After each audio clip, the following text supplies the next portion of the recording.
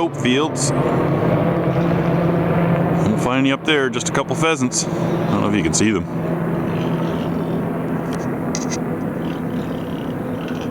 Oh, fuck. By the time I get my bow, they'll be gone. Damn. We got a couple hungry pigs there. Gotta feed them this morning. Get them. Piggies are having their breakfast. It's likely this one's last or second to last. So she's gotta go. There'd just be Big Mama left behind. Lots more food for her. She's obviously wasting away to nothing at around 700 plus pounds. Big pig. Scale doesn't do it justice here. She's about 6.5 feet long, about 4 feet tall.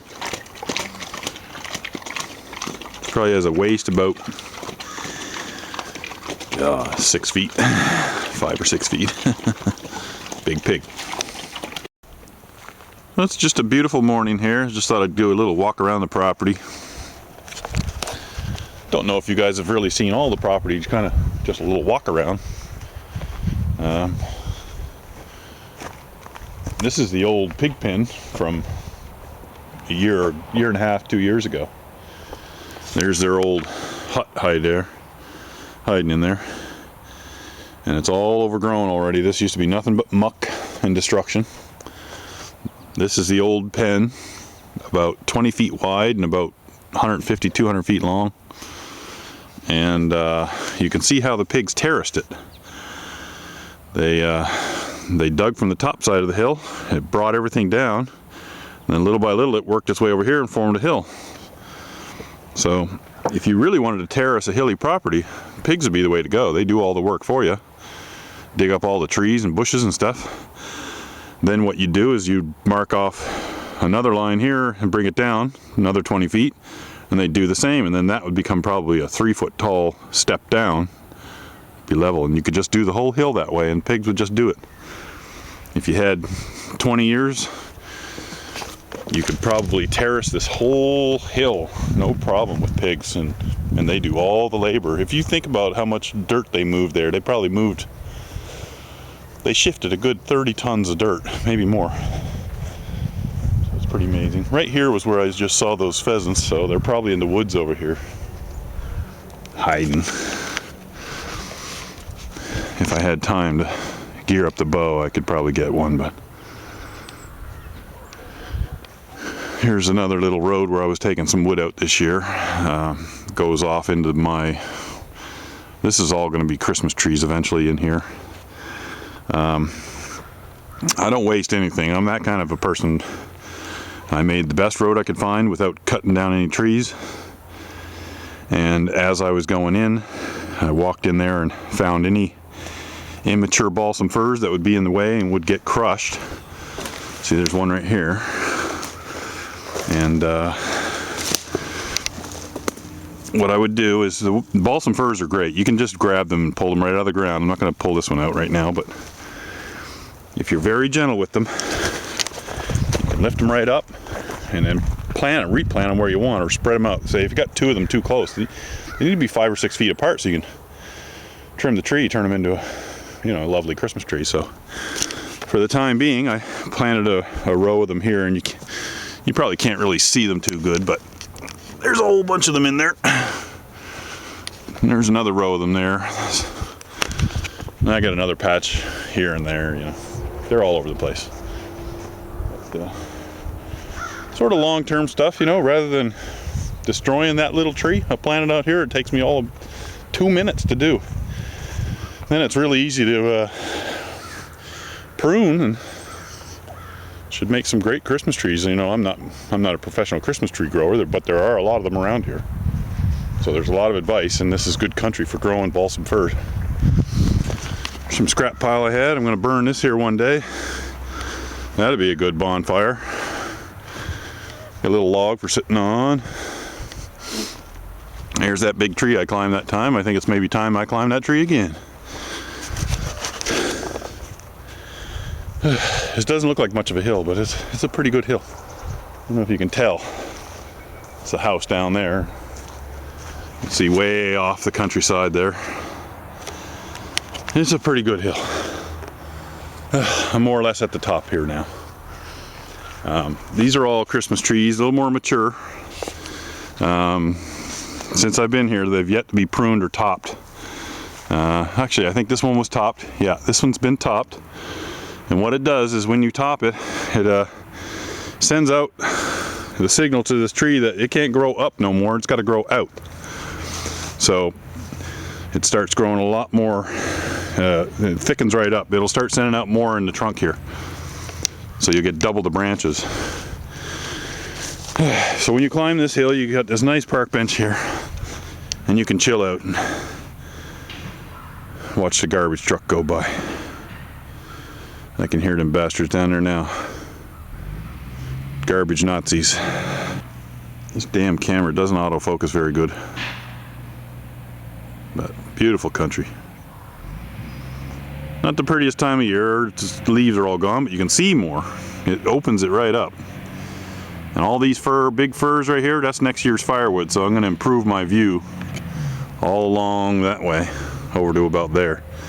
These are all big spruce trees. They're really not good for anything but firewood, and other than being beautiful. But I love spruce trees. I love all these trees, but I'll be very selective. I'll take those spruce trees down. There's a bunch of, we call them var or tamarack in there. That's a beautiful wood, or a larch, it's called in Europe, I think. I'm surrounded by Christmas trees here. This is the big bulk of the Christmas tree patch. See, these are all balsam firs.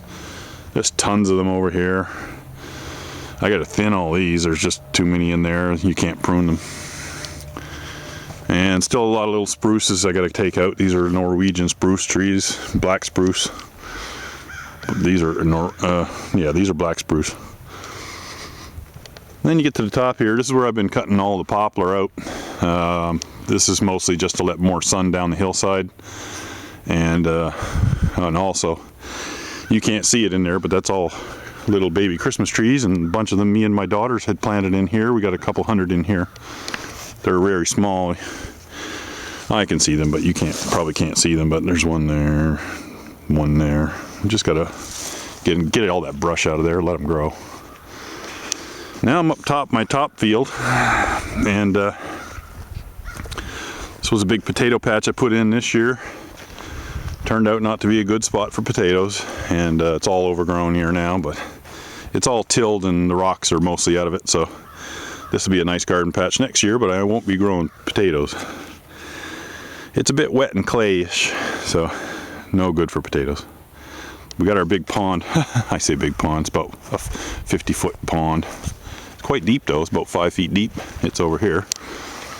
And eventually there'll be a nice little cabin up in here with that beautiful view, and you get all this hot sun. Because see, we live on the north side of that hill, which is really a problem. Why they didn't put the house up here, I don't know. So here at the top of the hill, we've got 2 rows of wine grapes here. And they're growing, but I have to wait till the spring to see the buds coming out. Then I can trim all this brush and weeds, thistles. So this is like a 2.5, 3 acre field up here. It's about 250 or so feet wide at the widest, maybe a little less than that. And then it's probably about 700 or 800 feet long from the pond down to that house. They just have a little corner of our property, a little 1 acre spot, and then to the left is all our woods. And this will all be Christmas trees, hopefully, eventually, and once I cut all the firewood out of it. And as I get down the hill here a little bit, getting down into the more wetter side of this hill, on the big hill, I've been clearing all this and mowing it just to get rid of the weeds. And this is about a 1 acre patch. It's going to be all pumpkins next year if I can get somebody to plow it for me. And pumpkins seem to do pretty good, so why not grow some pumpkins? I sold a few. I don't know whether it's worthwhile, but it's fun, and they're pretty easy to grow. The ground's a little muddy down here at the bottom. I was thinking of putting a pond in this little patch of weeds. It's pretty wet. You can't really do anything with that other than putting a little pond in there.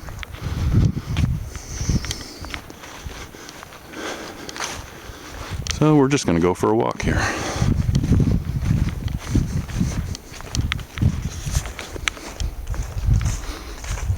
Here's where the road turns. You can drive all the way around the field. There's a road that I mowed, goes all the way around and up. There's a big old apple tree there. I'm hearing some creatures in the woods. What is it? Oh. Probably fox. Yep, fox. No, that's a pheasant. Could have got that one. That was pretty close. 40 feet away. There's something else down this hill. Probably another pheasant. Probably the same too.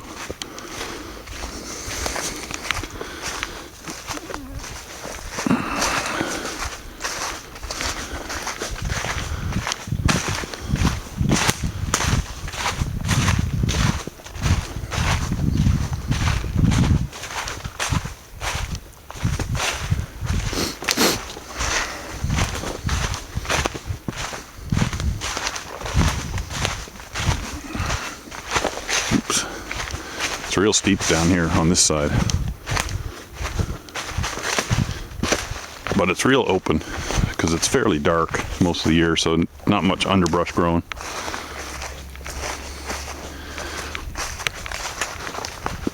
It's pretty steep up there. Sometimes I can't even get the Jeep up there, it's so slick and a bit steep. There's another road goes up here. This one goes down the bottom of the hill all the way around the property. Eventually I get all this thinned out, it'll be pretty much nothing but maples. All them yellow leaves you see are all maple trees for the most part. And if it doesn't have leaves, it's poplar or ash. These are really tall poplars, real tall. That's good 90 feet maybe even more. This is very tall. And there's a whole bunch of chestnut trees, or sorry, elm trees. These are elms or beeches. I can't tell the difference sometimes. There's both in here. The big American chestnuts in the woods, or on the other side of the street right here. It's one of the oldest American chestnuts. There goes the garbage Nazis again. Bastards. These are all maples. These are sugar maples here. Big ones.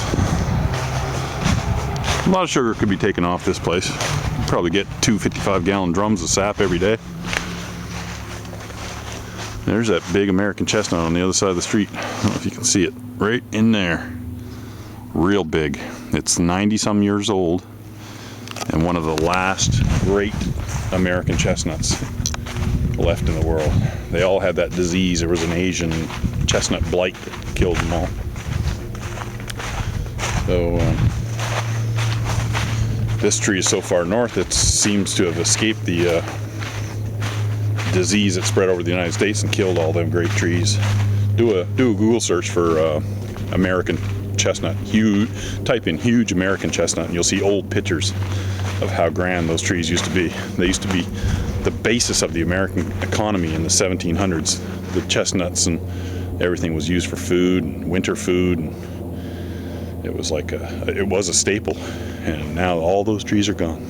Used to be like 25% of all hardwoods in the United States were American chestnuts. Now they're all dead.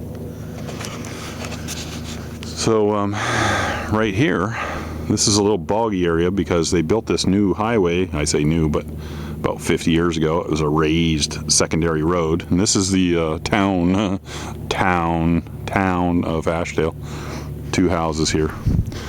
And like Buddy said, it's just a crossroad. This is the crossroad here. There's a road going that way and down here to my house and then across here. This is where the blacksmith shop used to be in that picture that I was telling you about right here. Right in that swamp.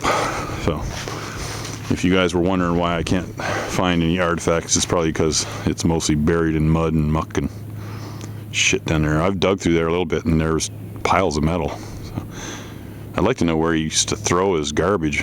I think it's actually that pile right there, but it's hard to get in there.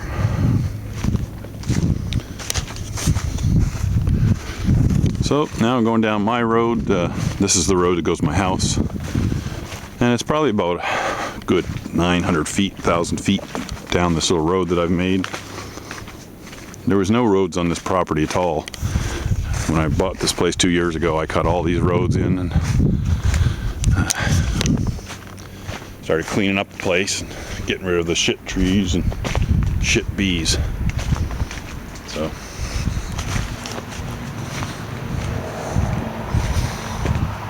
started dropping the young poplars here to give the maples a chance.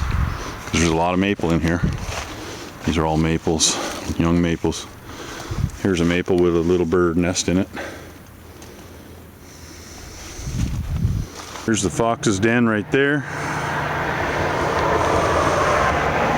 It's kind of hard to see. There's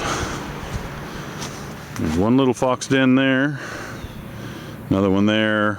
They're all along this hill because it's very steep cut, so they were able to dig in and not let water into their dens.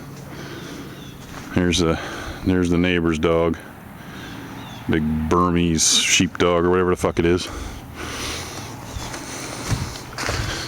Then we come back up around the side of my property again that you're familiar with, and here's our little open grassy area where we do our wood cutting and wood splitting. And that's pretty much the end of the tour. That's all the way around the property. It's a bit of a walk. It's probably 4,000 feet around, you know, all the way around. Probably a mile if you follow the actual border all the way around the property. Something like that. Probably about 4,000 feet. And then I'm back here, back coming up behind. This is the way I came behind. And back to the shop. So that's the complete farm. It ain't much, but it's all I got. It's a nice place. This is why we bought it. It was beautiful. So we'll talk to you later.